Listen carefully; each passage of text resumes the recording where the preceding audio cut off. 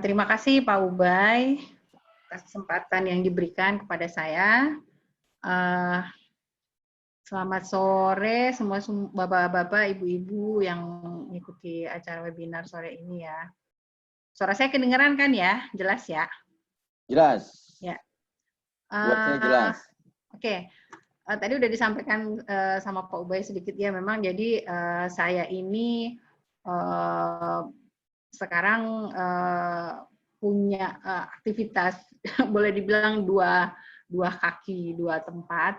Saya juga praktisi UMKM, tapi jauh sebelumnya juga saya memang sehari-harinya itu bekerja di media. Jadi sedikit saya perkenalkan diri saya. Saya masuk di Republika itu tahun 96. Mulai dari tahun 96. Jadi ya sekitar 20 sekian tahun ya. Wow. Alhamdulillah masih bertahan sampai sekarang. Ketika sementara mulai menggeluti UMKM itu sekitar 4 tahun belakang, 4-5 tahun lalu lah mulai mengawali itu karena saya berasal dari Makassar, dari Sulawesi, saya memulainya dengan produk itu khas dari sana. Jadi pisang hijau, jalang kote, barongko, itu makanan-makanan khas dari Sulawesi semua. Nah, ketika mulai menggeluti itu, saya karena sebagai seorang jurnalis ya, saya sebelum-sebelumnya kan juga sering bikin tulisan-tulisan atau meliput misalnya usaha-usaha restoran-restoran yang membuka restoran baru, ataukah ada yang sementara meluncing produk baru. Nah, itu sebetulnya saya banyak belajar. Awalnya itu belajar juga dari pelaku usaha awalnya, banyak wawancara, ketemu dengan pebisnis juga. Itu membuka cakrawala saya bahwa ini adalah sesuatu, tadinya mungkin saya nggak kepikiran akan terjun juga akhirnya di situ. Jadi inspirasi ya? Ya, dari betul. wawancara jadi terinspirasi. Awalnya iya Pak. Jadi awalnya beberapa ketemu sama pengusaha, ngobrol-ngobrol, wawancara, akhirnya wah ini kayaknya sesuatu yang bisa menjadi inspirasi banget. Saya banyak belajar dari situ terus terang. Nah, sekarang kita untuk teman-teman UMKM itu mau mencoba misalnya bisa menembus media, saya juga saat ini pun kadang-kadang kepikiran gitu, teman-teman saya banyak di media, tapi tidak juga saya berusaha artinya apa? Biarkan mereka yang menentukan gitu, ini layak apa enggak gitu dibuat beritanya. Ya, sejauh ini sih yang saya lakukan aja. Saya jualan produk, saya promosi, saya melakukan aktivitas-aktivitas di dunia usaha. Nah, ada beberapa yang akhirnya merasa tertarik juga. Ada yang mungkin ada beberapa teman yang menulis, salah satunya mungkin di Kompas, yang bukan di media Republika. Kalau Republika sih udah beberapa kali, cuma saya sebenarnya merasa nggak enak justru. Saya justru merasa nggak enak, istilahnya mungkin jeruk makan jeruk gitu, masa saya sendiri yang nulis gitu, saya sendiri yang nulis, saya sendiri yang liput, kemudian nongol di media sendiri. Nah, kan kurang ini sebetulnya ya. Nah, tapi ada beberapa teman-teman media yang udah mau wawancara dan memuat itu, alhamdulillah. Nah, di sini saya akan membagi sedikit bagaimana menembus media itu dengan cara apa. Kita bisa melakukannya dengan membuat siaran pers. Ya, jadi apa itu siaran pers? Nah, mari kita kupas satu-satu ya. Oke. Nih. Jadi ini mulai dari pengertian siaran pers. Ya, siaran pers itu atau press release ya, itu adalah informasi dalam bentuk berita. Nah, siapa yang membuat press release? Itu dibuat kalau di perusahaan-perusahaan ada yang namanya biasanya itu ada divisi humas tersendiri atau PR-nya gitu kan. Nah, sekarang kalau misalnya teman-teman UMKM, kalau misalnya dalam struktur perusahaan itu sudah gede, sudah punya humas sendiri, ya itu sudah bagus banget. Tapi kalau misalnya sekarang kita juga ownernya, kita juga yang memproduksi, kita juga yang mencoba untuk mempromosikan itu melalui pembuatan siaran pers. Nah, di sini makanya saya mau mengajak teman-teman UMKM untuk kita sama-sama memahami pentingnya siaran pers itu untuk membantu usaha kita biar bisa di cover, dimuat oleh media gitu kan. Nah, siaran pers ini disampaikan ke pengelola media. Jadi mau kita misalnya mau kirim ke koran, mau kirim ke media online, apa ke radio, apa ke TV. Tapi kalau misalnya radio TV itu dia agak-agak biasanya siaran pers itu akan di follow up lagi misalnya dengan dia butuh gambar kan, jadi akan meliput ulang biasanya. Siaran pers yang diberikan itu hanya berupa masukan mungkin info-info awal aja, nah, nanti akan di follow up. Tapi kalau misalnya kayak media cetak atau media online itu sangat terbuka kesempatan buat teman-teman UMKM yang ingin usahanya atau produknya itu bisa diliput sebetulnya. Ya. Nah, ini tadi. Jadi tujuan siaran pers itu, nah ini tadi informasi, memberi informasi baru. Misalnya produk baru, kita akan meluncurkan produk baru misalnya, atau ada promosi-promosi khusus yang terkait entah itu event, entah misalnya hari apa, misalnya Hari Pahlawan gitu kan, atau nanti Hari Ibu 20 Desember. Nah, itu bisa kita manfaatkan momen-momen itu untuk promosi dengan cara membuat siaran pers terkait dengan itu. Kemudian bisa juga terkait dengan kebijakan atau keputusan. Nah, ini sih lebih ke biasanya perusahaan-perusahaan atau ke pemerintahan ya. Nah, ada juga tadi Pak sedikit yang soal klarifikasi. Nah, soal klarifikasi ini juga siaran pers ini ada di situ. Misalnya ketika ada masalah, biasanya ada yang miss, yang perlu diluruskan. Nah, biasanya itu perusahaan atau lembaga maupun perorangan akan membuat klarifikasi terkait hal yang mungkin akan diluruskan. Ya, lanjut Pak. Nah, apakah siaran pers itu juga berita? Kalau misalnya bertanya gitu, jawabannya iya, sama aja sebetulnya, Pak. Jadi siaran pers itu juga termasuk sebuah berita, siaran pers itu. Cuman siaran pers itu punya tujuan tertentu, ya yang tadi saya sampaikan tujuan tertentu siaran pers itu kita ingin misalnya produk-produk kita lebih dikenal, lebih diketahui oleh orang. Isi siaran persnya itu akan lebih detail mengupas tentang produk misalnya kalau kita mau bikin tentang produk. Nah, bedanya sama berita apa? Kalau berita itu mungkin yang sehari-hari sering kita baca, kita atau lihat di televisi misalnya itu terkait pada kejadian atau terkait pada peristiwa. Nah, jadi laporan atau peristiwa kejadian yang biasanya itu memiliki nilai berita. Misalnya nilai berita itu misalnya karena kejadian yang penting misalnya kan ada, atau kejadian yang menarik atau hal-hal yang terbaru yang itu betul-betul kejadian bukan rekayasa, jadi itu berita. Ya. Next. Nah, siaran pers ini kalau misalnya kita mau tahu triknya gimana bisa dimuat oleh media, memang kita perlu tahu juga karakteristik dari media yang akan kita pakai untuk membantu kita memuat siaran pers itu.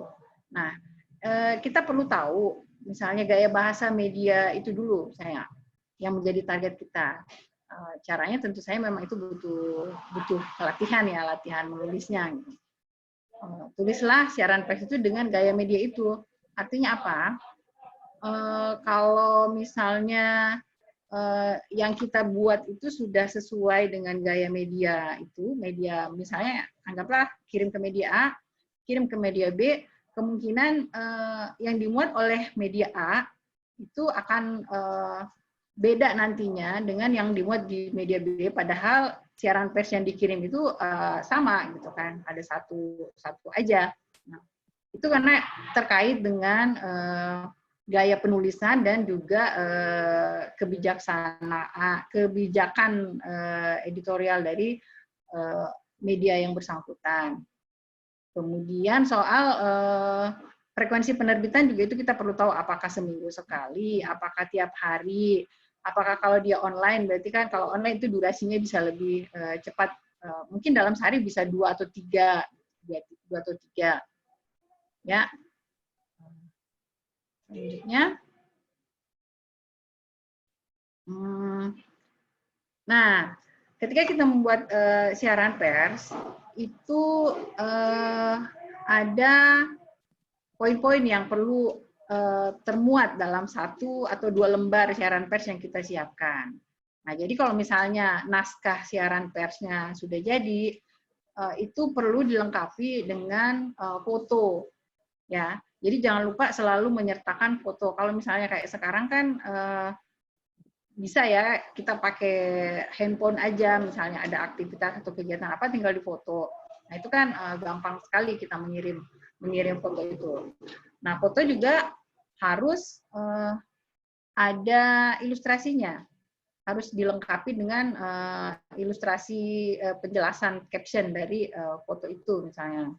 Misalnya ini kalau lihat ini kan ini ada foto ilustrasinya itu, ini acara peresmian pemilihan ketua UMKM. Nah, itu dilengkapi dengan caption foto yang berisi kalau misalnya kita mau angkat tentang produk, berarti kita jelaskan produk A diluncurkan di mana pada hari apa, tanggal berapa, oleh siapa gitu kan. Itu aja. Sudah cukup menjelaskan tentang foto tersebut. Kemudian peristiwa. Nah, peristiwa ini yang dimaksud adalah isi dari siaran pers itu. Dan yang perlu diingat itu memang apalagi berita online ya. Kalau misalnya berita online itu selalu harus ada fotonya. Dia selalu pasti minta. Kalau misalnya pengirim siaran pers itu tidak menyertakan foto, biasanya media yang bersangkutan itu akan ngubek-ngubek dulu cari ilustrasi apa yang terkait dengan ya kegiatan yang dilakukan itu, yang tentu saja yang terkait gitu.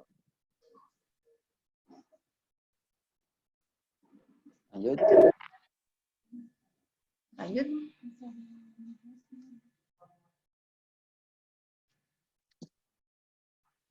Nah ini teknis pengiriman siaran pers itu sekarang banyak ya, banyak hal yang bisa kita lakukan. Dulu surat fisik, ini jadul ya. Jadul, mungkin dulu orang masih ngirim surat, pakai fax mail bahkan yang harus dikirim. Nah, tapi bergeraknya era semakin modern, sekarang orang lebih gampang, bisa kirim pakai email. Nah, kalau misalnya ada mailing list juga ini juga udah jarang sih sebenarnya dipakai. Sekarang yang banyak tuh grup-grup WA gitu. Jadi grup-grup WA sudah ada beberapa orang di situ. Biasanya kalau teman-teman media ada grup WA-nya tersendiri, misalnya wartawan khusus ekonomi, wartawan khusus politik, misalnya.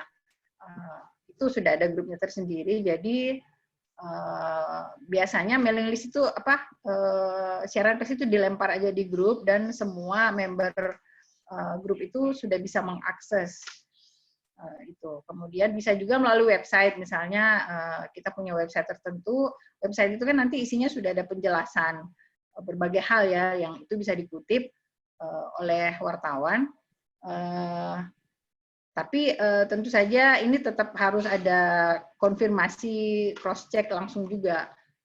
biar update gitu. Jangan sampai misalnya website itu sudah beberapa bulan lalu, kemudian infonya ada yang berubah dan wartawannya tidak meng-cross check ulang, data-datanya itu sudah tidak update lagi.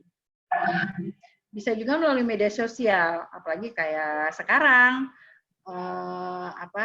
media sosial itu Facebook, mau di Instagram atau di Twitter, itu sudah banyak banget ya kita bisa nge-share.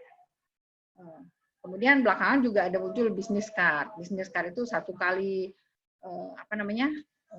nge-blast gitu semua sudah ada media sosial kita gitu kan.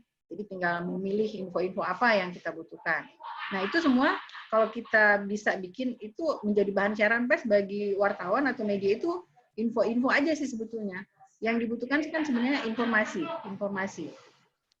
yang paling penting. Nah, ya, selanjutnya. Masih ada nggak? Next. Ya, bentar. Oke, bentar, kok nggak mau ya. Ini ya? Nah, ini. Oke. Jadi tadi setelah kita mengirimkan siaran pers melalui berbagai cara tadi itu yang saya sebutkan, di follow up lagi. Jadi jangan lupa memfollow up lagi siaran pers itu bisa melalui mengontak ulang lagi, entah itu mengontak ke mungkin wartawan yang kita minta tolong kita kirim, atau ke koordinator liputannya, atau sekretariat redaksinya, itu bisa. Tetap kita follow up lagi, ditanya, gimana, sudah diterima belum ya siaran pers saya, apa ada kekurangan, atau masih butuh data apa. Dengan adanya komunikasi itu kan kita media itu akan lebih senang ya. Kadang-kadang, oh ya udah cukup. Kadang-kadang, oh iya Mas atau Mbak tolong ini dong ada data terbaru, kayaknya saya butuh ini. Gitu. Jadi tetap ada komunikasi di follow up gitu setelah dikirim. Jadi jangan dibiarkan begitu aja setelah dikirim udah entah dimuat apa enggak gitu kadang-kadang. Tapi kan tentu kita mau dong siaran pers yang kita kirim itu dimuat. Itu kan harapannya. Karena kita punya tujuan. Ya. Next. Nah ini terkait dengan kalau tadi kita membuat siaran pers. Nah siaran pers itu kadang-kadang disampaikan ketika kita melakukan yang namanya jumpa pers. Jadi mungkin bisa dibedakan siaran pers itu bisa dikirim tanpa ada interaksi secara fisik dengan wartawan. Apalagi kayak sekarang ya, pandemi kayak gini banyak acara-acara itu akhirnya dibikin ya seperti kayak sekarang salah satunya bikin Zoom meeting aja, nggak ada interaksi langsung. Nah, tapi kalau misalnya ada pertemuan seperti itu, misalnya kita membuat jumpa pers, nah ini ada tahap-tahap yang perlu dilakukan, perlu dipahami juga oleh pengundang. Nah, apa itu? Nih, pertama, jangan mengundang wartawan itu secara mendadak. Ya, jangan dadak-dadakan deh. Terus konfirmasi kehadiran, misalnya sudah bikin undangan, misalnya hari ini jam sekian, bisa kita konfirmasi biasanya sehari sebelumnya ataukah hari itu juga misalnya acaranya siang jam 12 atau jam 1 dikonfirmasi lagi pagi. Bagaimana Mbak bisa hadir nggak? Atau ada yang bisa mewakili siapa? Nah biasanya begitu tuh. Akan ada dikonfirmasi lagi oleh pihak pengundang. Kemudian ya oke, hargailah waktu, semuanya orang mau dong sebetulnya ya, tepat waktu gitu. Kemudian hindari jumpa pers pada hari libur atau akhir pekan. Nah, libur ya. Nih, kayak hari gini nih, Sabtu, Minggu misalnya kan. Bikin konferensi pers pada hari Sabtu atau Minggu itu agak jarang bisa diliput mungkin sama teman-teman media. Karena apa? Biasanya hari-hari itu juga jumlah reporter atau jumlah wartawan yang masuk itu terbatas. Jadi digilir juga ada waktu piketnya gitu kan. Mungkin yang hari biasanya anggap ada 10 orang, mungkin pada saat Sabtu Minggu itu hanya 3 atau 4 orang aja. Jadi agak susah. Satu orang misalnya ada ini kadang-kadang jadi ya gitu, maaf saya lagi nggak bisa ini udah ada acara yang mungkin dalam sehari bisa satu orang bisa 3 acara, kan dia pasti lihat yang mana yang prioritas nih, yang mana yang menurut media itu skala prioritasnya. Kalau misalnya tempat jaraknya bisa dari A ke B itu masih bisa pindah lokasi, mungkin masih bisa, tapi kalau jauh-jauhan, nah itu agak susah ya. Berikutnya, hindari memilih tempat jumpa pers yang jaraknya jauh. Nah ini juga kadang-kadang kendala bagi kita.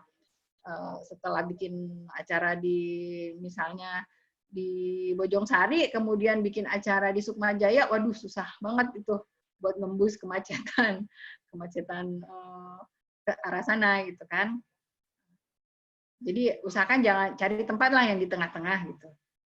Kemudian hadirkan narasumber yang kredibel, ini pasti harus gitu ya, biar informasi yang didapat oleh wartawan di tempat itu betul-betul bisa dipertanggungjawabkan karena bersumber dari orang yang kredibel, yang sudah pas banget.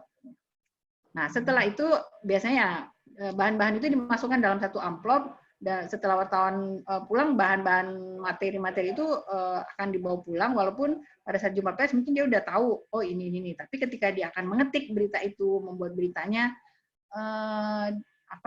kadang-kadang mungkin ada yang lupa kecatat ketika jumpa pers tadi kan, oh yaudah dengan ada bahan dari press release itu dia bisa membuat berita yang lebih lengkap lagi. Next. Jangan mengusir wartawan, iyalah. Ya mungkin ini kadang-kadang ada kejadian itu kasuistis aja sih. Mungkin kalau teman-teman UMKM apa gitu coba ya. Enggak lah. Beri kesempatan bertanya. Oh iya, ini pasti momen ketika ada jumpa begitu bertanya, iya harus. Karena kadang-kadang udah ada di bahan rilis tapi tetap butuh ada yang kurang pasti ditanya. Nah, kemudian hindari jawaban no komen, ya kan sebagai narasumber kita diundang, berikanlah semua apapun yang diminta kalau bisa informasi itu kepada media yang datang meliput. Jadi jangan ada jawaban-jawaban no comment. Mungkin ya kadang-kala mungkin pas lagi ada masalah sih biasanya ya, itu agak ditutupi, agak hati-hati ngomongnya. Padahal tugas wartawan kan sebenarnya bertanya itu untuk mengkonfirmasi.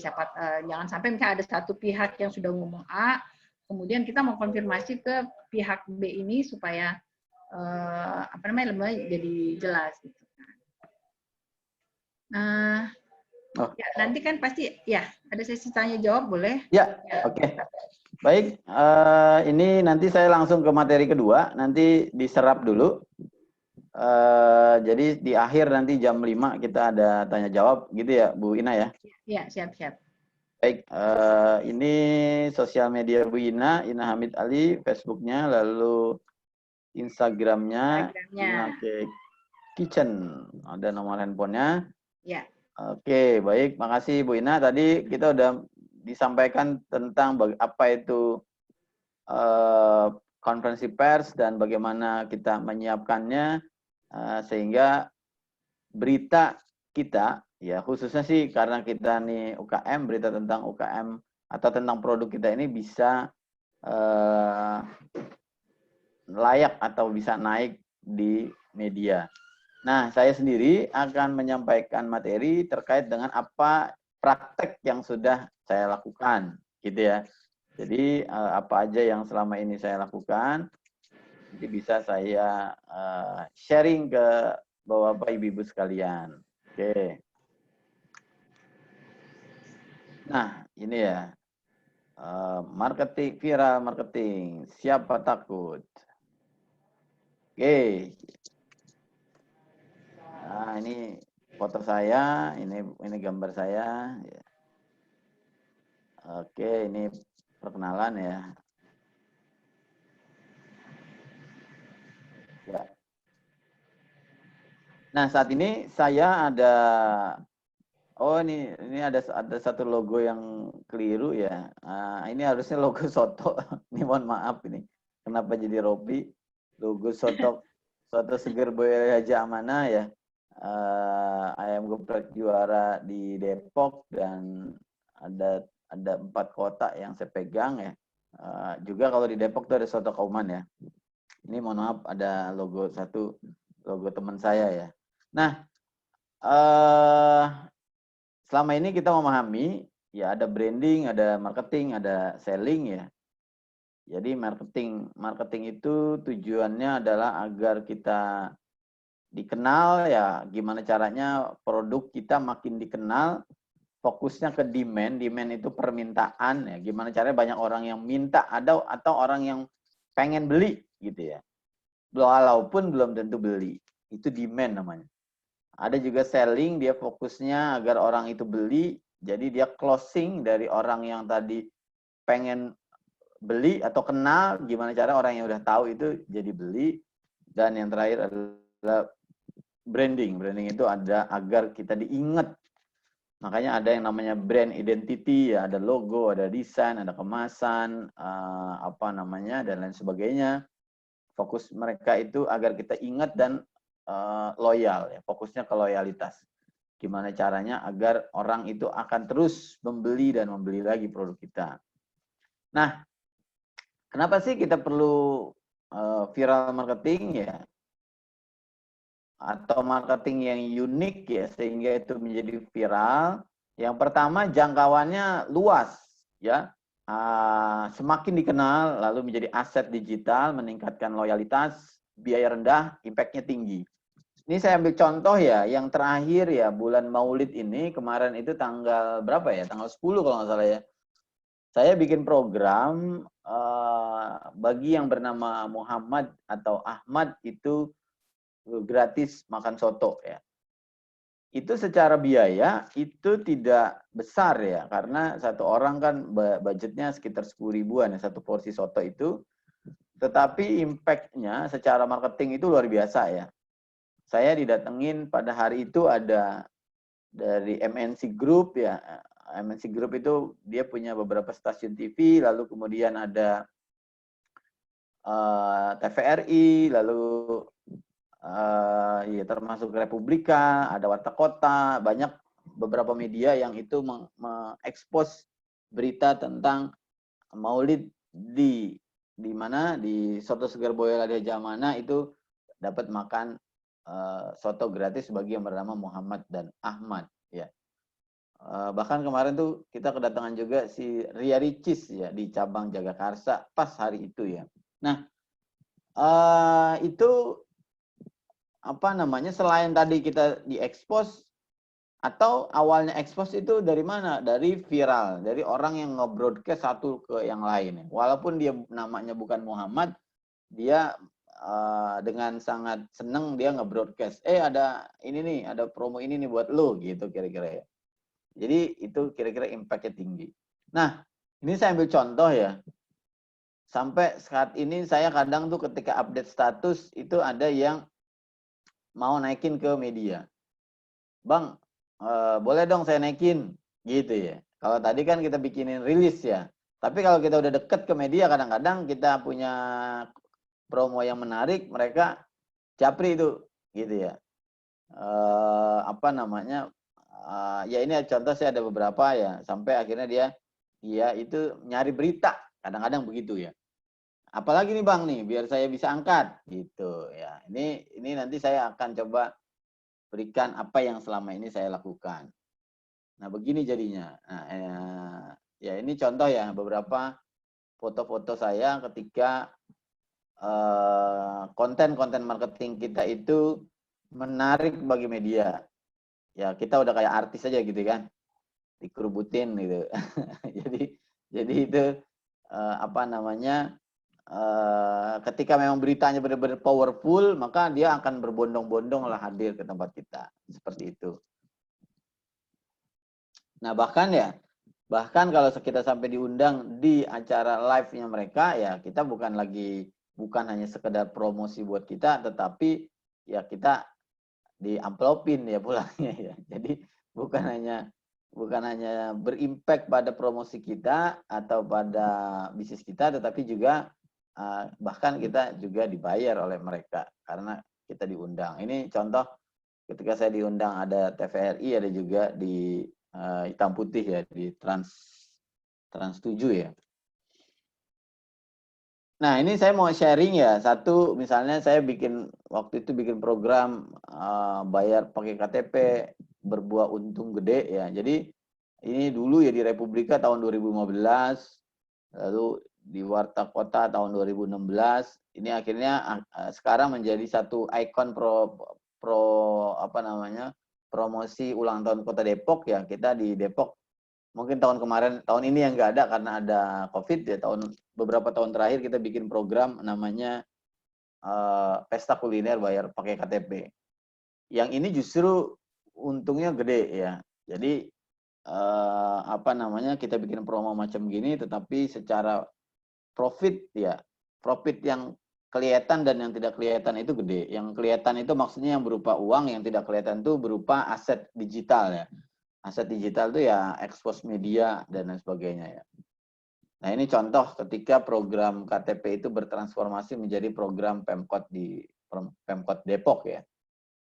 Jadi ini berawal dari punya program kita di Soto ya, seperti itu ya. Nah, ini ketika bulan puasa kita bikin program buka puasa bayar pakai doa.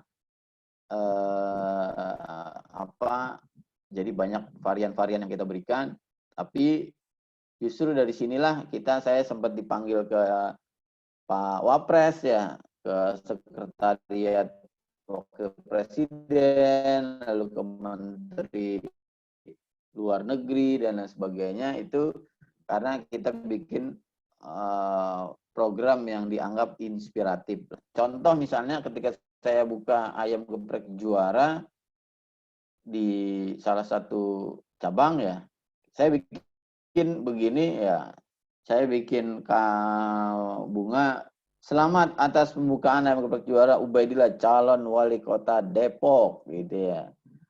Ini sebenarnya hanya gimmick aja, sebenarnya hanya bercanda gitu ya. Tetapi justru dari situ akhirnya dari mulut ke mulut tuh viral ya.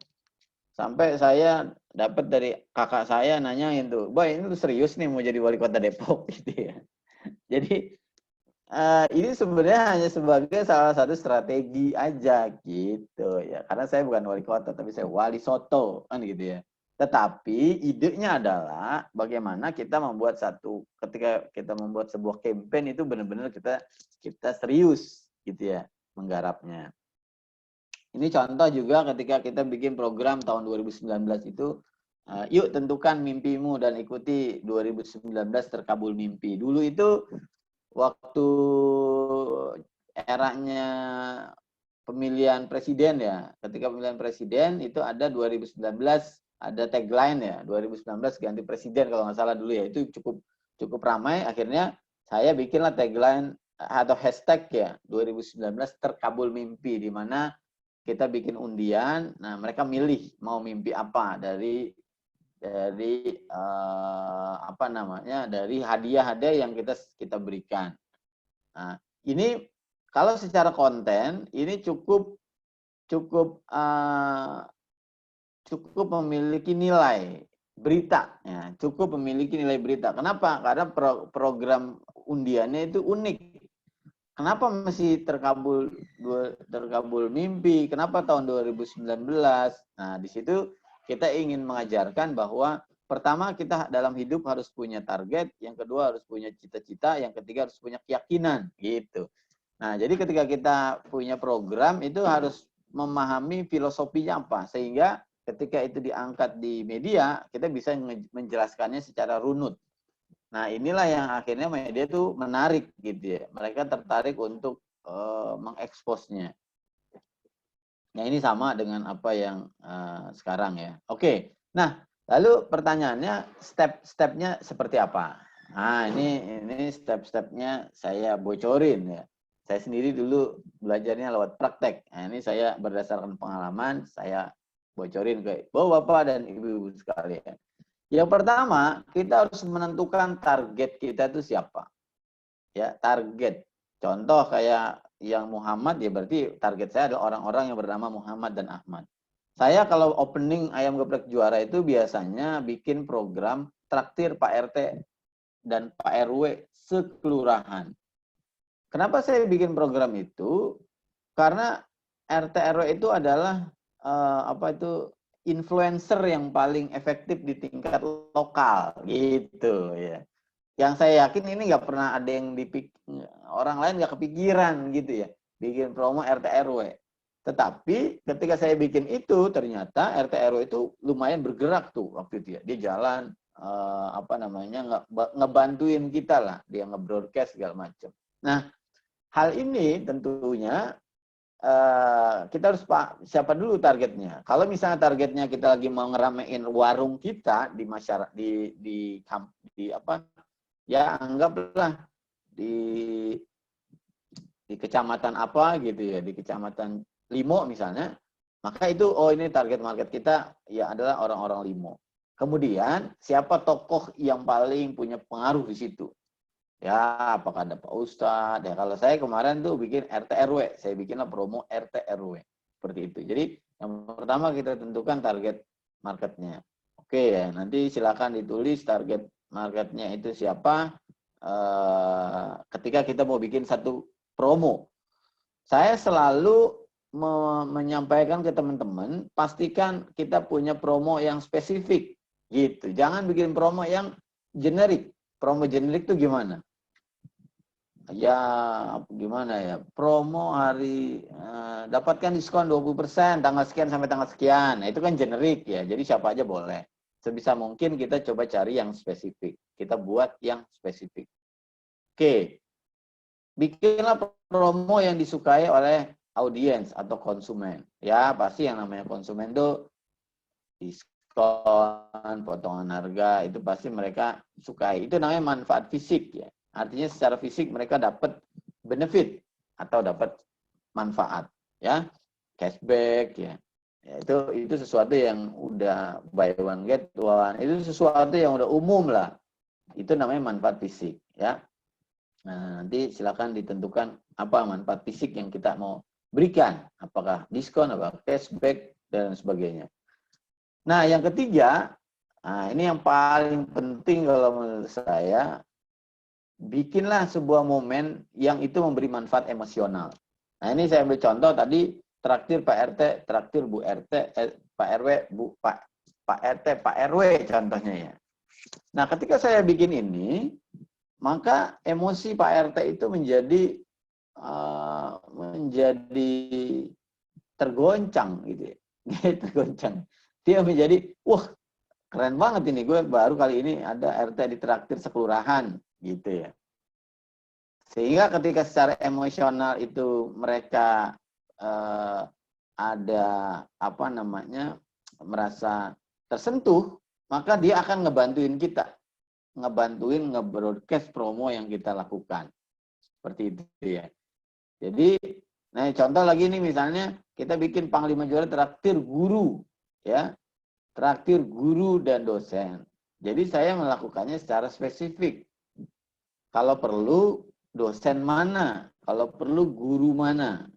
Gitu. Jadi semakin spesifik, semakin kita mampu mengevaluasi apakah itu efektif atau enggak. Ya, ini contoh yang tadi ya. Nah, sekarang ketika kita bikin promo, maka kita harus memastikan spesifik audiens yang kita mau kejar itu siapa. Oke, nah berikutnya, kita kalau unik, semakin unik itu promo semakin mudah menjadi viral.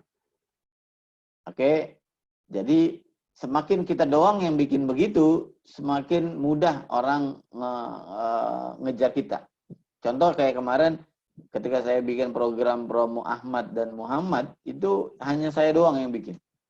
Sehingga akhirnya orang mata tertuju kepada tempat kita. Nah, kemudian kita harus ngecek nih, dari promo-promo yang ada, ya, apakah mereka dari kompetitor yang ada, mereka bikinnya apa? Contoh, diskon. Itu selalu tuh yang namanya orang bikin promo, pasti kata-kata diskon yang selalu ditonjolkan. Nah, saya akhirnya beberapa konten promo saya bikinlah namanya traktir. Jadi traktir kan biasanya gratis ya, tapi saya tetap bayar. Misalnya tadi nih, traktir Pak RT, traktir Pak RW, kalau itu gratis ya. Nah ini traktir guru dan dosen, makan minum sepuasnya bayar 10.000 saja. Karena kalau di kita kan 15.000. Itu sebenarnya 30%-an lah kurang lebihnya kalau diskon. Tapi bahasa yang saya lakukan, bahasa saya yang saya bikin itu traktir. Nah, jadi kalau bisa coba cari makna yang berbeda, gitu ya. Sehingga itu membuat orang menjadi lebih ingat kepada kita. Nah, kemudian, tadi itu basic-basicnya ya. Kemudian manfaat unik ya. Manfaat unik itu yang membuat kita semakin diingat dan dipiralkan oleh target market. Jadi gimana caranya? Promo yang kita bikin itu ada sisi keunikan. Kalau promo nggak ada sisi keunikan, ya berarti orang biasa-biasa aja. Ini contoh nih, saya Kompas lah misalnya nih ya. Ada Kompas Republika, ini contoh saya ambil dari Kompas, ada Tribun ya. Berkah Capres 2019. Gratis 1 paket ayam geprek juara bagi yang bernama Jokowi, Joko Widodo, Ma'ruf Amin, Prabowo, Sandi, Salahuddin Uno, dan lain sebagainya. Jadi ini waktu pengumuman presiden Capres waktu itu, saya malam-malamnya udah pantau nih. Wah, ini kalau besok keluar rilis, saya harus bikin promo ini. Maka langsung tuh media Kompas, Warta Kota, dan lain sebagainya langsung mengekspos punya nama seperti Jokowi dan Prabowo bisa makan ayam geprek gratis di sini. Nah, ini akhirnya menjadi bola salju. Dia viral. Walaupun orang namanya nggak Jokowi, pasti dia kemungkinannya akan nge-share ke yang lain. Karena ini lucu gitu ya, unik gitu ya. Nah, ini yang akhirnya membuat promo kita itu menjadi viral. Ya. Sama nih kayak bayar buka puasa bayar pakai doa gitu ya. Ini juga karena ada manfaat unik yang kita tawarkan. Dulu itu saya sejak 2011 kita selalu bikin promo atau program takjil, free takjil. Tetapi karena free takjil itu udah hampir semua orang bikin kayak begitu, itu menjadi sesuatu yang biasa aja. Tidak menjadi sesuatu yang layak untuk naik berita. Kira-kira gitu ya. Karena apa? Karena udah biasa. Gitu. Nggak ada yang istimewa. Nah, ketika kita rubah komunikasinya, nah ini menjadi satu yang berbeda. Ini contoh lagi ya, dulu ada kasus tiang listrik ya, terinspirasi dari kecelakaan Setnov. Kita bikin promo, berkah tiang listrik, makan soto makin asik. Selfie dengan tiang listrik dapat potongan diskon 50%. Contohnya ya. Ya itu kira-kira apa yang pernah saya lakukan. Jadi yang paling penting itu adalah ketika kita sudah memahami siapa target marketnya, lalu kemudian promo yang kita lakukan apa, kita bikinlah manfaat emosionalnya ya, dan juga manfaat uniknya ya. Jadi ketika ada manfaat unik, itu yang akan menjadi pendorong orang untuk nge-share ke orang lain, seperti itu. Nah, kenapa ini penting bagi kita? Karena secara modal kita kecil ya.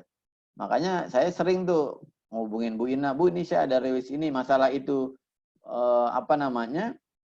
layak atau tidak layak, ya itu nggak masalah. Yang penting kita sudah mencoba untuk membuat satu marketing yang bisa diekspos media. Gitu ya. Ketika udah diekspos, maka akhirnya kita jadi punya aset digital. Oh, kita sudah naik di sini, kita sudah diliput di sini, gitu ya. Ya ini contoh ya. Makasih Bang Ubay, nanti diwawancari teman. Oke, siap. Ini contoh ya, ketika misalnya kita sudah punya konten. Nah, saya biasanya tadi ya ada beberapa yang saya siapin ya. Pertama ya rilis tulisan-tulisan yang memang tadi yang udah diajarin sama Bu Ina. Yang kemudian, yang pertama saya kirim tuh biasanya flyernya. Flyernya kita share, setelah flyernya jadi, kemudian saya siapin rilisnya. Tujuan rilis sebenarnya kalau banyak yang wawancara, kita nggak perlu satu-satu, tapi ini konten beritanya itu seperti ini. Sehingga orang menjadi lebih mudah menjangkau kita. Gitu ya. Nah, ini langkah-langkah yang saya lakukan. yaitu saya nge-share ke sosial media, kemudian nge-share ke wartawan, terus kontak wartawan dari mana? Ya wartawan itu biasanya nanti yang kita kenal, oh si A kita share. Terus saya biasanya selalu minta tolong, Mas tolong dong share ke teman-teman yang lain gitu. Akhirnya dia nge-share gitu ya. Nah ini yang akhirnya menjadi bola salju seperti itu. Nah memang membuat kadang-kadang saya juga bikin itu suka mikir ini konten bisa jadi viral atau enggak. Ternyata saya pikir ini bisa nih, ternyata enggak. Beritanya enggak ada yang enggak pecah gitu ya.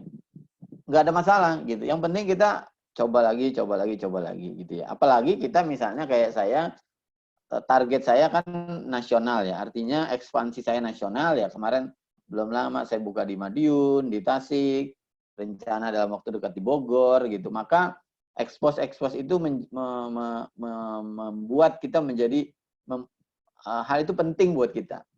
Sama dengan ibu-ibu, ketika misalnya dagangannya itu yang bisa dikirim, ya, maka berita itu menjadi penting juga. Kenapa? Karena orang dari mana-mana bisa ngubungin kita. Bu, saya baca di ini, boleh nggak saya pesan? Bu, saya baca di sini, boleh nggak saya pesan? Gitu ya.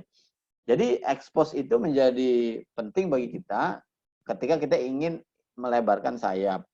Gitu ya. Kecuali memang kita pertama kita nggak ada online-nya, maksudnya nggak ada kirim lewat lewat delivery segala macam. Yang kedua kita juga nggak punya keinginan untuk jual kemana-mana, jualnya di kampung aja ya. Itu udah nggak perlu tuh expose media, yang perlu expose Pak RT aja cukup kan gitu ya. Karena jangkauan kita tuh cuma segitu aja.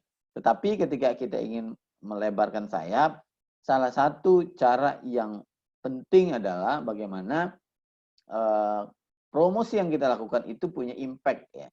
Karena apa tadi? Kita modal kita kecil, ya artinya kalau kita mau iklan segala macam, ya kemungkinannya berat buat kita. Maka salah satu yang mesti kita lakukan adalah membuat satu promo yang unik ya, promo yang memang itu layak untuk diviralkan oleh konsumen. Dan kalau memang udah bikin terus nggak jadi viral ya nggak apa-apa, coba lagi. Nah, barangkali itu sharingnya. Nanti kita akan banyak diskusi. Ini masih setengah jam lagi. Tadi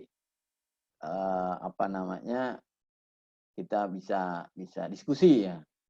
Nah, ini sudah ada banyak sekali pertanyaan.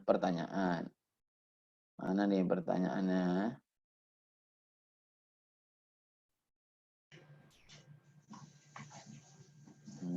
Bentar ya. Ini masih perkenalan. Oke Bu, kalau ada yang mau ditanya silakan dan di kolom chat ya sambil saya cek nih apa aja yang sudah ditanya. Adakah link YouTube ya? Nanti kita akan akan untuk member nanti kita akan siapkan YouTube-nya kalau memang nanti nggak jelas karena kendala internet. Kemudian kalau mau lihat promo-promo saya juga bisa juga dilihat di akun YouTube saya Wali Soto namanya ya. Wali Soto. Nah, silakan yang mau nanya ya. Oke, maaf sinyal nggak bagus. Kalau UMKM pemula bisa buat siaran pers juga Bu. Oke, ini buat Bu Ina ya. Kalau UMKM pemula, apakah bisa buat siaran pers juga? Ada sesi tanya jawab. Ya silakan ya yang mau nanya silakan. Maaf Bu, saya mau tanya, boleh tahukah seberapa efektif siaran pers ini buat UMKM? Itu 2. Langsung jawab aja Pak. Boleh ya, seberapa efektifkah siaran pers untuk UMKM? Itu 3 ya. Oke, lanjut. Bu, silakan jawab Bu. Oke. Tadi yang ada pertanyaan kalau UMKM-nya masih baru, gimana? Apakah membuat press release, bisa membuat press release atau siaran pers? Ya jawabannya bisa banget Bu. Justru karena baru kan kita punya keinginan dong buat itu bisa terekspos gitu kan, biar orang lebih tahu bahwa di tempat ini ada usaha baru. Nah misalnya Cuman harus dipikirkan betul usahanya apa dulu nih. Apakah betul-betul itu akan bakal mengundang wartawan atau media misalnya. Jadi memang harus membuat sesuatu ya, kalau kata Pak Ubay tadi, membuat hal yang unik, membuat yang tidak biasa misalnya. Misalnya produknya apa nih? Yang nanya tadi kira-kira produknya apa Bu? Kalau boleh ditanya dikasih gambaran. Misalnya produknya apa Bu yang baru tadi tuh? Kuliner sih biasanya Bu. Oh benar ya. Ya anggaplah misalnya kasih contoh produk baru mungkin dari buah pisang aja ya, pisang. Nah kan udah banyak tuh, udah banyak pisang. Nah pisangnya misalnya keripik pisang lah, keripik pisang. Nah, keripik pisang gimana caranya membuat keripik pisang yang belum ada. Kalaupun ada itu tidak biasa. Tidak biasanya dalam artian apakah dari segi bentuknya atau dari segi kemasannya atau dari segi cara makannya. Nah itu memang perlu inovasi dipikirkan baik-baik oleh UMKM. Karena ya kalau biasa-biasa aja sih ya memang agak susah ya Bu, agak susah tuh. Jadi memang butuh dipikirkan memang untuk membuat itu media tertarik untuk mengangkat tulisan itu. Saya ingat pernah ada berita ketika swalayan swalayan hewan kurban itu beberapa tahun belakangan ya, mundur mungkin sekitar 3 tahun lalu ya, 3-4 tahun lalu kayaknya. Itu ketika itu ada swalayannya sudah ada, tapi tiba-tiba yang memberikan melayani pembeli hewan itu di setting pakaiannya kayak SPG, pakai seragam gitu kan, cantik-cantik di tengah kandang sapi misalnya yang bau. Haji Doni itu, Haji Doni namanya. Nah itu menjadi satu daya tarik buat media sebetulnya. Jadi mungkin biasa aja orang jualan hewan kurban di mana-mana kan biasa aja, orang lagi mau lebaran hewan kurban dicari gitu kan. Nah tapi pengusahanya ini dia kreatif gitu, mencari gimana caranya idenya biar itu menjadi orang jadi tertarik datang. Nah itu ada ide muncul menempatkan SPG menjual itu dilayani, orang kan pada datang. Nah diliput oleh media. Kemudian mungkin setelah tayang atau ada di koran, apa di online, apa di TV, kan orang yang menyaksikan atau yang membaca kan jadi pengen tahu di mana gitu kan, cari tahu. Akhirnya apa orang berbondong-bondong datang ke lokasi itu. Nah itu mungkin tadi mau menjawab juga sekalian ya. Tadi saya lihat ada yang nanya seberapa efektif siaran pers itu meningkatkan penjualan UMKM. Nah kan pasti akan ada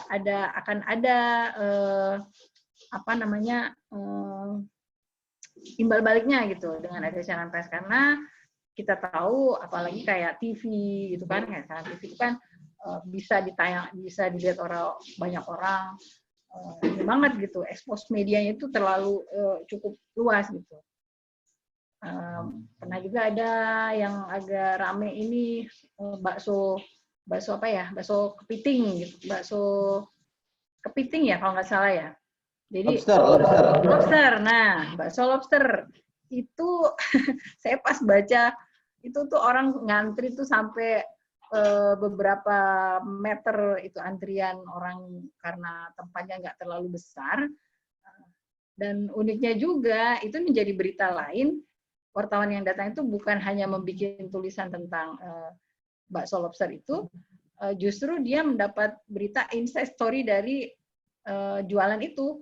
Apa misalnya, jadi ada penjual bakso yang jaraknya tidak terlalu jauh dari tempat itu, karena orang-orang antri, akhirnya apa, dia kena imbas. Orang-orang yang udah capek antri, akhirnya dia juga makan di tempat bakso yang nggak begitu jauh dari lokasi tadi. Gitu. Itu bagi wartawan bisa menjadi satu tulisan lain lagi gitu loh.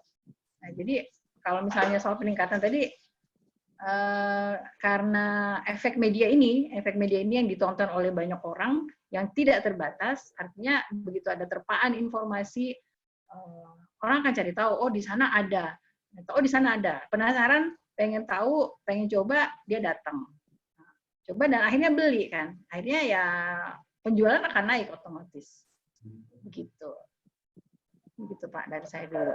Oke, dari saya tadi bagaimana perhitungannya kalau gratis. Jadi kalau saya itu kalau saya itu ada satu teori ya untuk pricing strategi, ada yang namanya profit generator dan ada yang namanya traffic generator. Traffic generator itu gimana caranya traffic orang datang tuh banyak. Yang kedua kita nyari untungnya dari mana.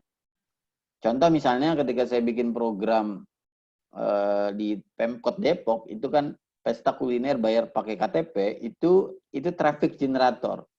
Maka orang yang datang ke sana itu maka orang akan datang ke sana itu banyak banget. Mungkin ada 5.000 6.000 orang. Lalu profit generatornya dari mana? Dari UKM yang jualan di sana. Karena dengan orang datang 6.000 kemungkinannya yang akan beli UKM itu akan banyak. Contoh kalau di warung saya, kayak kemarin di Soto Boyolali Haji Amanah, kita bikin, ketika orang dapat free makan soto, otomatis dia akan beli minum air. Minum es teh, teh manis, kemungkinan ada sate-satean. Terus yang lainnya. Nah, itu akhirnya yang kita kasih gratis cuma 10.000, tapi makan dia bisa 20.000. Nah, itu namanya profit generatornya. Trafficnya kita kasih 10.000-nya gratis, tetapi profitnya kita ambil dari makanan yang lain. Itu dari dia doang. Belum lagi dari efek orang yang penasaran tadi. Wah, ini seru juga nih. Ayo sana yuk. Dia ada program ini nih, walaupun kita nggak dapat, tapi itu akhirnya omset kita bisa berlipat-lipat dari yang kondisi normal. Jadi saya kayak model buka puasa biar pakai doa segala macam itu. Alhamdulillah sih selama ini nggak ada istilah saya rugi gitu ya. Karena konsep dasarnya kan berbagi itu tidak akan pernah rugi. Gitu ya. Lalu bagaimana cara mendapatkan ide-ide unik ya? Jadi ide-ide itu sebenarnya yang penting kita mencoba terus ya. Kita trial, kita bikin sesuatu yang seru. Yang lama-lama kalau kita udah terbiasa, kita akan ketemu mana yang ini bisa jadi berita, mana yang enggak. Mana yang ini unik ya, mana yang enggak. Contoh ketika nanti Hari Ibu, saya dari tahun lalu udah bikin program banyak anak banyak diskon. Jadi diskon itu tergantung jumlah anak. Kalau anaknya 2 ya 20%, anaknya 3 30%. Kalau anaknya 11 berarti dapat cashback 10%. Gitu. Udah gratis dapat cashback. Tetapi saya udah ngitung, sekarang ini jarang banget orang yang anaknya banyak, kan gitu. Jarang banget anak yang 10. Gitu. Karena kalau semua orang anaknya 10 ya gratis semua tuh orang makan gitu. Jadi kita juga harus mikir ya sumber pendapatan kita itu dari mana gitu ya. Oke, itu pertanyaan udah saya jawab. Saya pernah dengar iklan pakai lagu, ya boleh-boleh aja. Kalau jualan seperti res, kira-kira iklannya bagaimana? Res itu apa ya? REST. Sering loh restoran kali disingkat. Oh iya restoran ya, karena saya juga restoran ya. Jadi apa yang saya lakukan khususnya sih ketika kita mau ekspansif ya. Ini kalau saya ya di Soto Boyolali ya, ini Soto Kauman itu memang tidak saya kembangkan ya, hanya di Sawangan, tetapi yang saya kembang ini yang Boyolali ya saat ini itu ekspos itu menjadi sesuatu yang penting gitu ya. Karena kita kayak saya buka di Madiun ya, itu ada orang datang karena apa? Karena salah satunya habis ngelihat iklan ada si ini nih makan ini kayak gitu ya. Itu contoh bahwa itu menjadi penting gitu ya. Kalau kita mau bikin iklan, pakai aplikasi yang menarik, pakai aplikasi apa yang menarik? Ya kalau saya sih pakai desain biasa aja sih kalau saya ya. Yang penting kontennya itu menarik ya. Kang, jika produk saya tidak punya toko sendiri, saya punya rendang dan bola ubi lumer, itu gimana cara bikin promo viralnya? Nah, menurut saya yang penting produk itu, nah kalau model kayak begini yang bisa dikirim, itu sebenarnya lebih enak gitu ya. Kalau saya soto ketika dulu saya nggak kembangin, itu akan susah. Orang ngelihat dari Jogja pengen makan, nggak bisa datang karena jauh. Tapi kalau sekarang karena saya kembangin enak saya. Jadi ketika buka di mana-mana kita udah punya tabungan apa? Tabungan orang udah kenal sama kita gitu ya. Nah, tapi kalau produknya berupa yang bisa dikirim, entah itu frozen food, entah itu ini ada rendang dan sebagainya, itu menurut saya lebih bagus kita bikin promo yang menarik. Ini saya ambil contoh ya. Kalau target market kita di Depok, misalnya ya, terus konsumen kita kebanyakan ibu-ibu, ibu-ibunya ibu-ibu PKK misalnya. Suatu saat kita dapat info Ibu Eli Farida, ini contoh aja nih ya, Bu Eli Farida, Bu Wali Kota nih yang sebelumnya, itu ulang tahun tanggal 15 November misalnya ya. Kita bikin aja promo. Dalam rangka ulang tahun Ibu Wali Kota Depok dapatkan potongan harga 30% yang membeli rendang khusus hari ini gitu. Itu saya yakin karena ibu cuma satu-satunya orang yang bikin kayak begitu, itu akan viral. Paling nggak minimal itu ibu walinya nge-share. Wah, dia terharu, ini baru kali ini saya punya jamaah bikin kayak begini gitu ya. Itu contoh aja ya. Contoh yang kita bikin menarik. Izin dulu nggak apa-apa itu? Hah? Izin dulu nggak sama Ibu Wali kalau misalnya mau meminjam dia? Nah, itu kalau saya sih hajar aja. Itu kan sesuatu yang membuat dia justru bagus gitu. Ya, tapi kalau kita ada kontaknya mau izin ya boleh aja. Tapi kalau kita nggak ada kontaknya ya berangkat aja gitu ya. Ya, jangka waktu untuk promo sebaiknya berapa lama? Sebaiknya jangan lama-lama. Agar apa? Agar kita bisa ngetes efektivitasnya. Contoh kayak saya kemarin bikin promo gratis itu 2 hari kalau nggak salah ya. 2 hari atau 3 hari gitu ya. Sehari gitu ya. Jadi jangan bikin promo sebulan. Wah itu malah jadi nggak ketahuan efeknya. Ya. Atau 3 hari gitu ya. Di bawah seminggu lah gitu ya. Itu bisa mungkin ya. Jangan terlalu panjang. Kalau iklan video efektif nggak ya Bang Obay? Sebenarnya sih video juga bagus ya. Karena sekarang orang lebih senang lihat audio visual ya. Tapi memang gimana caranya itu yang benar-benar lucu gitu ya. Apa namanya kontennya. Apakah ada biaya untuk press release? Nah ini Bu Ina ya. Ada biaya nggak tuh Bu? Saya jawab ya Pak. Ya.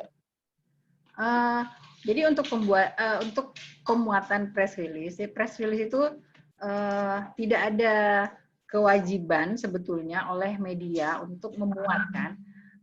Jadi kembali lagi pada konten. Kalau memang kontennya itu tadi menarik, ya yang tadi kita bahas sebelumnya ya menarik, dia unik, tidak biasa gitu, itu akan membuat media pasti akan tertarik untuk memuat tanpa bayaran pun, tanpa bayaran, nggak perlu dibayar.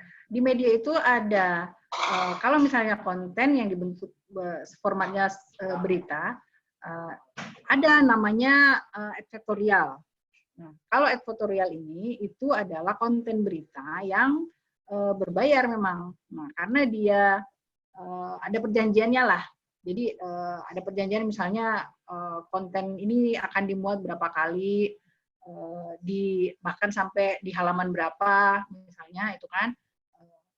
Itu namanya advertorial, yang ini yang berbayar. Kalau itu sih karena ada perjanjian ya otomatis media juga wajib memuat itu. Tapi kalau press release sebenarnya enggak ada nilai transaksional di situ, nggak ada sebetulnya. Yeah. Nah, tinggal kita bagaimana mengemas itulah press release-nya itu sebenarnya mungkin supaya media itu tertarik membuat. Ya, prinsipnya gratis ya Bu ya, karena dia tidak ada kewajiban ya, gitu kecuali advertorial gitu ya. Iya betul.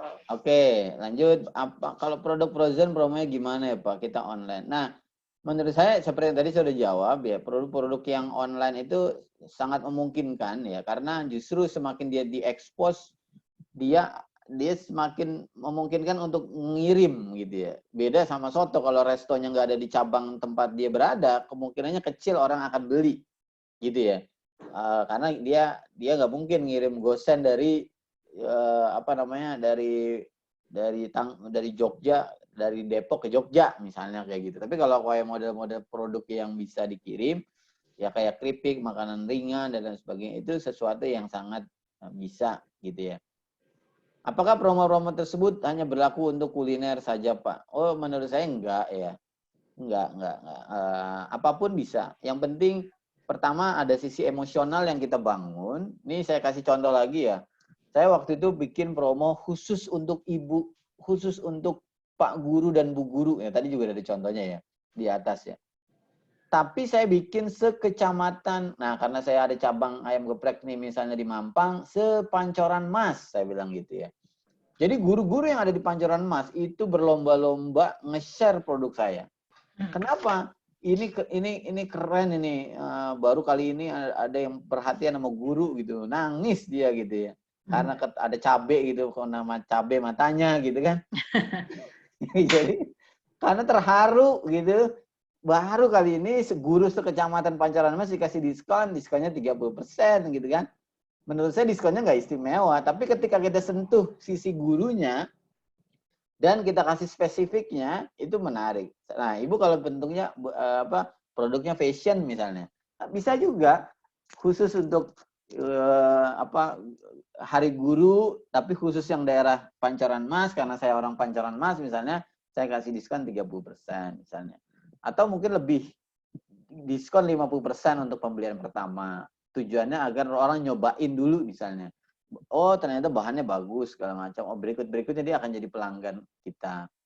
Jadi saya kira sih tidak mesti itu spesifik ke kuliner, tapi karena saya memang basicnya kuliner ya saya cerita apa yang saya lakukan. Kalau promo gratis yang makan gimana kamu, apakah nggak rugi? Sekali lagi saya bilang semakin rame semakin untung. Gitu ya. Jadi saya nggak rugi gitu. Makin rame makin untungnya gede. Contohnya kayak kemarin tuh saya bikin nama Muhammad itu di Jakarta, omset saya lagi agak anjlok ya karena kemarin PSBB total, saya nggak boleh makan di tempat ya. Tapi baru pertengahan Oktober ya kita udah mulai dibuka, bangkitnya tuh lumayan agak berat tuh. Tapi ketika saya bikin promo itu langsung melesat, cuing gitu ya. Padahal itu gratis. Nah, jadi saya katakan itu nggak akan bikin kita rugi.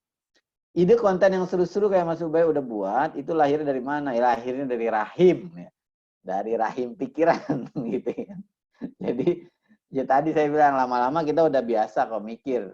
Yang penting kita nyoba terus, coba apa yang bisa kita lakukan. Kalau bisa, apa yang udah ada, cari yang lain gitu ya.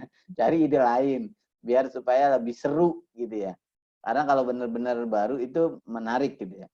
Saya lahir dari Kalimantan Selatan. Waduh, jauh amat ini. Kami ada usaha es borju franchise sudah 2 tahun. Penjualan masih standar. Apa usul Pak Ubay agar penjualan meningkat? Ya, penjualan meningkat ya dijual-jualin, Bu. Jangan nggak dijualin. Kalau nggak dijualin ya nggak akan meningkat gitu ya. Jadi ya kalau kita mau ningkatin penjualan sebenarnya kita perlu pahami banyak faktor ya. Expose itu hanya salah satu bagian, tapi ujung dari expose itu adalah di produk, di layanan. Ketika produknya kurang oke ya, dia expose itu nggak akan jadi sesuatu.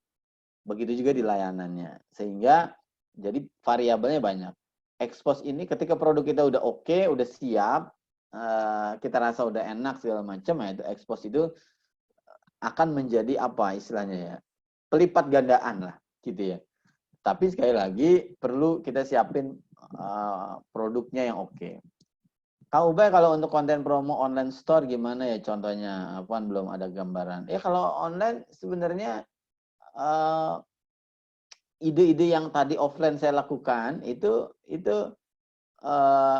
sangat bisa dilakukan untuk yang online ya. Ya contoh kayak saya kemarin bulan September itu kan biasanya September itu promo Asep misalnya. Ya kita bikin aja promo Iwan misalnya, sesuatu yang berbeda, tetapi itu nanti kita evaluasi efektif atau enggak. Yang penting kita udah nyoba ya, nyoba-nyoba lama-lama kita jadi biasa. Kang, jika produk saya tidak punya sendiri, Kang, jika produk saya tidak punya toko, oh ini tadi udah. Apakah kita branding diri dulu atau branding produk dulu? Apakah perlu jasa konsultan agar kita menjadi viral? Bagaimana menjaga customer agar loyal? Ya loyalitas itu kan dibangun atas persepsi dengan persepsi dia terhadap produk kita, dan berikutnya adalah ketika dia beli ternyata dia memang sesuai dengan apa yang ada di dalam persepsi dia. Nah, itu yang akan membentuk loyalitas konsumen. Artinya apa? Ketika dia merasa ini enak, terus dia makan enak, nah itu dia biasanya akan loyal. Nah, berikutnya kita reminder. Kalau dia udah lama nggak beli, kita ingetin gitu. Sehingga akhirnya mereka akan membeli lagi. Karena sekarang ini kan produk tuh banyak banget. Rendang itu banyak. Nah, gimana caranya setelah dia beli cocok sama kita harus reminder, Pak, apakah Bapak mau pesan lagi kapan nih? Segala macam gitu ya. Apakah perlu jasa konsultan agar kita jadi viral? Ya, tergantung. Kalau nggak punya duit ya nggak usah gitu ya. Saya sendiri juga enggak gitu ya. Yang penting kita harus cari momentum yang pas ya. Saya kemarin kayak model kerajaan lagi hot itu kan jadi viral juga ya. Saya bikin kerajaan kesotoan Nusantara. Saya sebagai wali sotonya waktu itu juga viral. Kenapa? Karena momennya pas. Karena waktu itu lagi rame-ramenya kerajaan gitu ya. Apakah kita branding diri dulu atau branding produk dulu? Orang ketika awal kali membeli produk kita itu dimulai dari trust ke kitanya gitu ya. Nah, sekarang gimana caranya? Kalau kemarin itu saya kasih 7 rahasia angka 7 ya. Jadi ketika kita punya produk, kita sampein, kita broadcast atau kita perkenalkan ke orang lain selama 7 kali secara berturut-turut dengan pesan yang sama, maka akan terbentuk trust orang ke kita. Trust itu maksudnya orang akan mau beli ke kita. Nah, selama ini kebanyakan di antara kita itu kalau ngasih tahu orang, ibu jualan apa? Oh, saya ada jualan keripik, Pak. Oh, saya ada jualan baju, Pak. Oh, saya ada jualan ini. Sehingga trust orang ke kita itu nggak terbentuk. Kenapa? Karena terlalu banyak yang ingin kita jual. Gitu. Akhirnya nggak jadi apa-apa. Jadi kalau saya ya akarnya dulu dibenerin ya. Positioningnya dulu. Kita sebenarnya ingin dikenal sebagai apa. Oke, Saliman dulu. Oke, Salim. Terima kasih, Bu. Bagaimana naikkan traffic ya kita belum punya offline store? Ya justru saya belajar traffic generik. Traffic itu kan banyak dari dunia online ya. Jadi nggak mesti kita punya toko offline ya. Izin bertanya, saya sekarang punya usaha di rumah. Sebelumnya mobile pakai moge. Motor gerobak. Bagaimana cara narik pelanggan tetap untuk mampir karena jarak juga lumayan. Sama gimana caranya terkenal sekitar dalam Depok. Ya kalau pengen terkenal ya kayak tadi ya, bikin konten-konten yang menarik, yang memang itu relevan dengan kondisi sekarang. Kemudian bagaimana cara pelanggan yang jauh-jauh mampir, ya memang itu tidak mudah. Sekarang ini kalau kita lihat brand-brand besar aja pada nyamperin konsumen ya, artinya dia posisinya di strategis, yang dekat. Nah, yang penting PR kita adalah gimana caranya orang di sekitar kita itu pada mampir semua, gitu ya. Jadi yang jauh-jauh ya mungkin itu nggak jadi target utama, tapi yang menjadi target utama adalah gimana caranya orang terdekat itu datang ke tempat kita. Saya pernah bikin promo nih, ini konten saya itu kan mirip-mirip ya. Waktu itu saya buka di kampus di daerah di stan ya, saya buka di stan. Lalu saya minta ke karyawan saya tolong catetin orang yang dari kampus stan. Akhirnya dicatetin tuh ada mungkin sekitar 10 sampai 20 orang.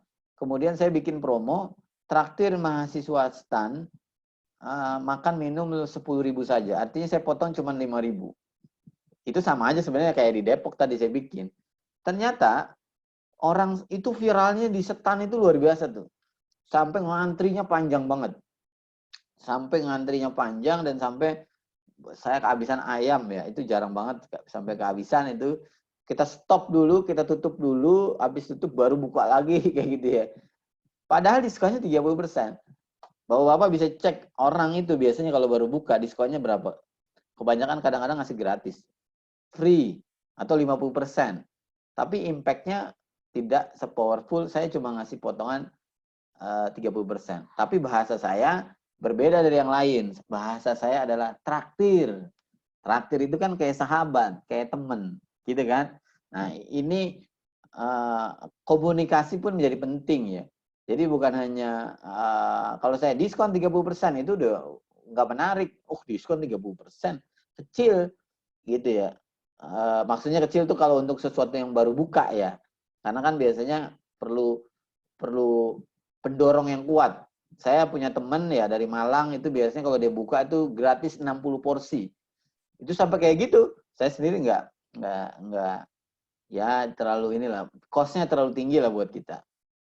Gimana caranya mendapat ide-ide yang menarik? Ya banyak-banyak aja makan sirih ya Bu ya. Ya nanti sirih itu dikunyah. Ya yang penting kita ngelihat kondisi sekarang. Kondisi sekarang itu akan membuat kita makin merasa apa yang dibutuhkan orang tuh, apa isu yang lagi berkembang itu menjadi satu insight buat kita untuk bikin promo gitu ya.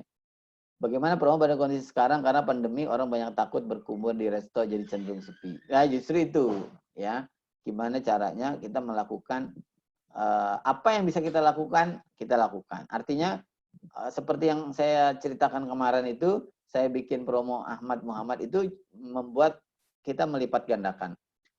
Saya merasa memang kondisi sekarang ini semua ngerasain Pak, yang namanya omsetnya jadi sepi, omsetnya jadi turun, itu bahkan ya beberapa perusahaan-perusahaan gede itu tutup ya, karena nggak kuat menahan laju cash flow-nya habis. Cash flow itu darahnya, kalau darah udah habis ya udah mati dia gitu kan. Bagaimana caranya untuk milih bidang yang akan kita pilih untuk usaha yang saya fokus dulu, misalnya kuliner, mau fokus ke bakso, soto, atau ayam goreng, soalnya saya sudah berusaha berapa kali, saya kurang fokus. Kalau satu lain saya langsung beralih ke usaha. Nah, intinya fokus di satu usaha dan cari benchmark-nya. Benchmark itu bakso yang ramai mana sih? Nah, udah kita belajar aja dari dia. Apa yang dia lakukan, kenapa dia bisa ramai? Oh, dia begini, oh dia begini, oh dia begini. Itu aja sebenarnya sederhananya. Terus kita udah bikin kayak begitu nggak rame, ya berarti kita evaluasi kenapa dia rame kita enggak. Jangan udah lagi nggak rame kita pindah, kita ganti. Lama-lama kita jadi nggak pernah jadi expert, nggak pernah jadi ahlinya gitu ya. Mohon maaf, suaranya di saya tidak ada suaranya. Media digital efektif digunakan apa saja? Sebenarnya kalau saya lebih banyak yang saya lakukan tuh pakai WA aja sebenarnya, WhatsApp gitu ya, atau Facebook dan Instagram. Karena ketika kontennya menarik itu biasanya orang akan nge-share kemana-mana, gitu. Orang akan ngebantuin kita. Nah, ini yang kuncinya sebenarnya, viral itu kan orang dengan rela nge-share punya kita, gitu ya. Nah, gimana caranya konten kita itu menarik sehingga orang tuh mau gitu secara sukarela gitu. Tapi kalau kalau kita jualan misalnya promo diskon 30%, harga ini dari sekian menjadi sekian, itu kemungkinan saya yakin orang mau nge-broadcast tuh tidak menarik gitu ya. Ngapain, gue juga punya gitu. Tapi kalau saya bilang bagi yang namanya Muhammad, dia pasti walaupun dia punya bisnis kuliner, dia pasti nge-share. Tuh, Mat, tuh ada promo buat lu, Mat, gitu kan. Jadi gimana caranya orang akan, atau guru tadi, nih yang Bu Guru nih ada promo nih di sini gitu. Walaupun dia sendiri punya bisnis yang sama. Tapi kalau kita cuma bikin beli ini diskon 30%, beli ini 30%, orang kemungkinan nggak akan ngebantuin, Bu. Orang kemungkinan nggak akan nge-broadcast itu. Kenapa? Ini jualan orang ini, ngapain gue promosiin? Nah, emosional itulah yang harus kita lakukan. Menyentuh emosional. Bahkan kalau bisa bikin orang nangis gitu ya. Saya kemarin diundang di UI ya, seluruh kepala sekolah di seluruh Indonesia di Bogor ya, dari anak-anak UI, FIB UI. Saya setelin video tentang Wali Soto yang dia orasi gitu. Itu sampai ada yang bilang saya sampai terharu nih melihat itu. Karena pidato Wali Soto itu begitu menggelora gitu, begitu menggelegar gitu ya. Sebenarnya saya sedang jualan, saya jualan soto gitu ya. Nah, ketika sisi emosional itu kita udah sentuh, nah ini yang akhirnya membuat orang semakin mencintai kita. Gitu ya. Piscokjen belum terpenuhi Pak, omset 1 juta. Ya lanjut terus Bu, ya perjalanan masih panjang ya. Apalagi kondisi sekarang lagi COVID, turun nggak masalah. Oke, khusus peserta Zoom meeting hari ini pesan web promo kartu digital. Wow, ini ada yang promo nih ya, silakan. Waduh, banyak banget nih promonya. Oke. Waduh. Pak, bagaimana Mas jajarkan setelah konsumen yang ada yang koreksi. Ada yang koreksi produk saya kurang beberapa rempah. Ya, kita siap cek target audiens kita siapa, lalu kita survei ke mereka. Apa kekurangan-kekurangan kita ya. Kalau memang kekurangan kita kurang ini, ya nggak apa-apa. Kita coba lagi. Oke. Barangkali bisa di-share tips-tips menarik.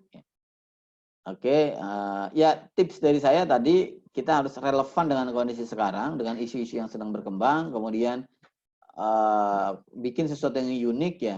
Kalau bisa kita pertama gitu ya, yang lain nggak ada yang kayak kita beda. Nah itu yang akan membuat promo kita semakin viral.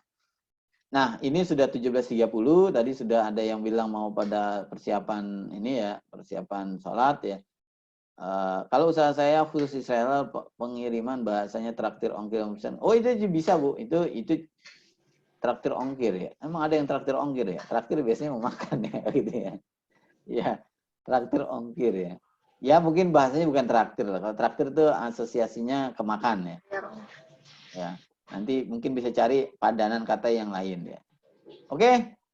Ini kita waktunya udah habis ya. Ini Bu Ina silakan kasih closing statement dari pertanyaan-pertanyaan teman tadi, gimana caranya agar rilis itu bisa membantu meningkatkan omset kita gitu ya. Ya, siap. Oke, jadi Bapak Ibu sekalian, cobalah untuk memulai coret-coret ya, bikin press release. Dan ada kabar baiknya, terutama karena saya di Republika, kami itu sekarang mungkin dalam waktu dekat akan di launching ada microsite khusus untuk UMKM. Nah nanti itu akan ada peluang Bapak Ibu UMKM-nya itu akan diliput oleh wartawan dari Republika dan nanti akan dimuat di republika.co.id. Wih, keren. Yuk silakan mulai belajar bikin press release. Kalau memang itu press release-nya menarik, dikirim ke redaksi, mungkin nanti akan di follow up. Nanti kita akan datangi langsung ke tempat usahanya dan langsung wawancara kepada ownernya. Kan? Mantap. Ini kesempatan banget, ini bentuk perhatian Republika buat UMKM sekarang di era pandemi terutama. Dan kalaupun misalnya Bapak Ibu sekarang mau posting di IG, itu juga silakan pakai hashtag UKMart Republika. Ya, jadi hashtag UKMart Republika, nanti saya tulis di kolom chat deh. Itu nanti akan otomatis masuk ke Instagram medsos Republika. Jadi nanti akan semua anggota yang tergabung di situ kan otomatis akan bisa lihat. Ya, mudah-mudahan ada yang nyantol gitu ya, Bapak Ibu, dengan beriklan secara gratis gitu. Ya, oke. Tadi itu ya buat member Jawara ini kita udah ada teman kita dari Republika yang nanti akan coba bantu. Ya silakan kita coba masing-masing bikin rilis ya. Nanti yang memang kalau belum beres ya kita beresin, kita bantu. Mudah-mudahan ada yang bisa nyangkut gitu ya. Ini kabar gembira nih buat teman-teman nih ya yang hadir di sini. Apa yang tadi sudah disampaikan tinggal kita praktekin. Dan satu hal pesan dari saya terakhir ya. Seberapapun kita punya konsep, kita punya ide, kalau tidak dieksekusi itu tidak akan jadi apa-apa. Jadi perbedaan saya dengan teman saya yang lain adalah ketika saya ada ide, saya eksekusi. Itu yang akhirnya membuat berbeda, gitu ya. Jadi pelajaran atau sharing yang saya lakukan ini udah sering banget saya sampaikan, tetapi masalahnya kadang orang masih terlalu banyak mikirnya, gitu ya. Jadi akhirnya tidak dieksekusi. Nah, karena tidak dieksekusi, akhirnya tidak jadi apa-apa. Oke, makasih banyak Ibu Ina, makasih banyak ibu-ibu semua, bapak-bapak semua yang hadir di sini.